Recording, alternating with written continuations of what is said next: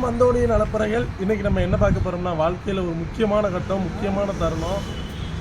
உங்கள் மீனவன் கம்பேக். அதாவது மறுபடியும் உங்கள் மீனவன் வந்திருக்காரு. எல்லா ஏரியாலையும் வரணும் அப்படின்ற ஒரு நம்பிக்கையோட ஈரோட்டுக்கு வந்திருக்காங்க. முறையாக இந்த வட்டம் ஈரோட்டுக்கு வந்திருக்காங்க.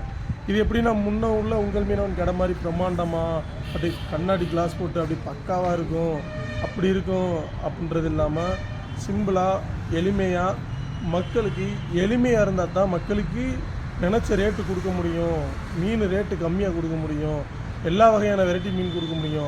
அவரோட முக்கியமான கொள்கையே மீனோட குவாலிட்டி. எந்த ஒரு சூழ்நிலையுமே மீனோட குவாலிட்டி மாறாது. மீனோட குவாலிட்டி, ஃபஸ்ட்டு குவாலிட்டி மீன் பிடிச்ச கடலில் போட்டிலேருந்து பிடிச்சி 24 மணி நேரத்தில் மக்களுக்கு கொடுக்குறன்றது தான் அவருடைய கான்செப்ட்டு. ரொம்ப காலமாக அதுக்கு தான் போராடிக்கிட்டு இருக்காரு. போராடி இந்த தடவை வெற்றி பெற்றுவார், அந்த நம்பிக்கை எல்லாருக்குமே இருக்கும்.